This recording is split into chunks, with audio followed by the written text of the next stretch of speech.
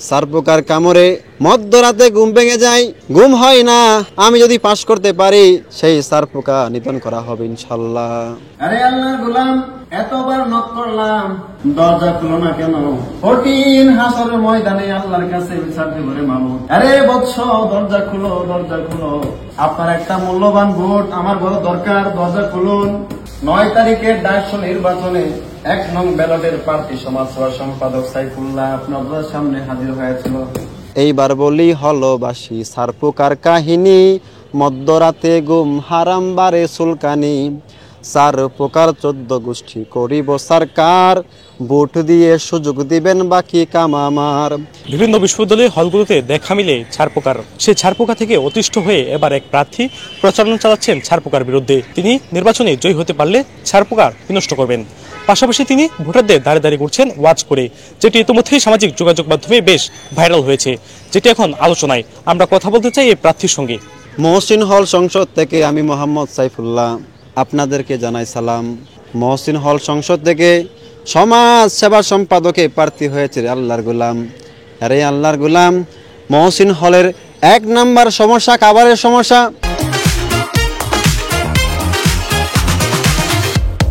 যদি আমি বিজয় লাভ করতে পারি আল্লাহর গোলাম, খাবারের সমস্যার সমাধান করা হবে। 2 নাম্বার হচ্ছে মহসিন হলের সিন্ডিকেট, হল দোকানের সিন্ডিকেট ভাঙা হবে। 3 নাম্বার মহসিন হলের সেলুনে দক্ষ কারিগর নাই। যদি ইনশাল্লাহ আমি নির্বাচিত হই, মহসিন হলে দক্ষ কারিগর নিয়ে আসা হবে। 5 নাম্বার সমস্যা বলতে চাই আল্লাহর গোলাম, সার পোকার কামড়ে মধ্যরাতে ঘুম ভেঙে যায়, ঘুম হয় না। আমি যদি পাশ করতে পারি সেই সার পোকা নিধন করা হবে ইনশাল্লাহ।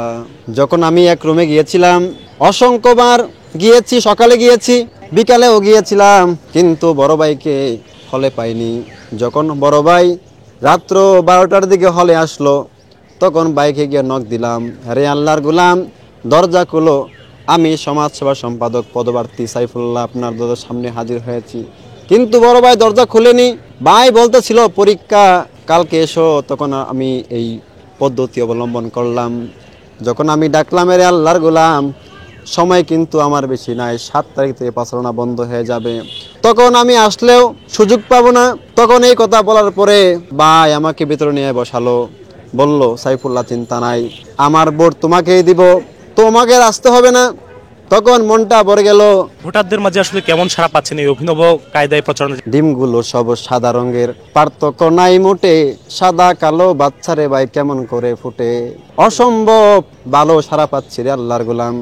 মহসিন হলের অসংখ্য শিক্ষার্থী, বিভিন্ন জেলার শিক্ষার্থী, বিভিন্ন ডিপার্টমেন্টের শিক্ষার্থী, কিন্তু সবার মুখে একটি আওয়াজ, সাইফুল্লাহ ভাই ব্যালট নাম্বার 1। সবার মুখে আওয়াজ চলতেছে 9 তারিখ সকালে 1 নং ব্যালটে ভোট দিবেন সকলে, এই আওয়াজ মহসিন হল চলতেছে আল্লাহর গোলাম। কি কি ইশতেহার রয়েছে আপনার এই নির্বাচনের মধ্যে? ইফতারের মধ্যে রয়েছে ক্যান্টিনে খাবারের মান ভালো করা, সার পোকার সমস্যা দূর করা, হল দোকানের সিন্ডিকেট ভাঙা, এবং হলের শিক্ষার্থীদের পড়াশোনার জন্য রিডিং রুমটাকে সংস্কার করা সহ অসংখ্য ইফতার রয়েছে, যেগুলো আমাদের হলে বাস্তবায়নযোগ্য। যেমন হল মসজিদে এসির ব্যবস্থা করা, শীতকালে মসজিদে অজুর পানি গরম করার জন্য গিজারের ব্যবস্থা করা, এবং শিক্ষার্থীদের জুতা রাখার জন্য বক্সের ব্যবস্থা করা সহ হলের সার্বিক উন্নয়নে অসংখ্য ইস্তার রয়েছে আমার। একটু জারি গানগুলো আসলে শোনাবেন কিনা দুইলেন? হলবাসী শোনেন দিয়া মন, সমাজ সেবায় প্রার্থী হইলাম, দোয়া প্রয়োজন। প্রার্থী আমি সাইফুল্লাহ, সালামও জানাই, আমার কণ্ঠে আপনার চাওয়া পূরণ হবে ভাই। 1 নাম্বার ব্যালটে 9 সেপ্টেম্বর, সাইফুল্লাহকে ভোট দিবেন সারাদিন ভর। আপনাদের ভোটে আমি নির্বাচিত হলে শিক্ষার্থীদের চাওয়া পাওয়া বাস্তবায়ন হবে, বাস্তবায়ন হইবে। শিক্ষার্থীদের চাওয়া পাওয়া বাস্তবায়ন হইবে। এইবার বলি হলবাসি সার পোকার কাহিনী, মধ্যরাতে ঘুম হারাম বারে সুলকানি। সার পোকার 14 গোষ্ঠী করিব সরকার, ভোট দিয়ে সুযোগ দিবেন বাকি কাম আমার। নির্বাচিত হলে আমি চমক দেখাবো, শিক্ষার্থীদের সাথে নিয়ে সংস্কার করিব রে। শিক্ষার্থীদের সাথে নিয়ে সংসার করিব রে। দীর্ঘদিন ক্যান্টিন করে তদারকি, বুঝতে পারলাম অনেক কিছু করার আছে বাকি। খাবারের মান ভালো করতে নিবই অনেক উদ্যোগ, সেই জন্য দরকার আমার নির্বাচিত সুযোগ।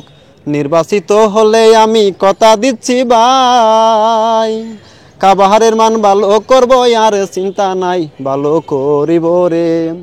নির্বাচিত হলে খাবারের মান ভালো করিব রে।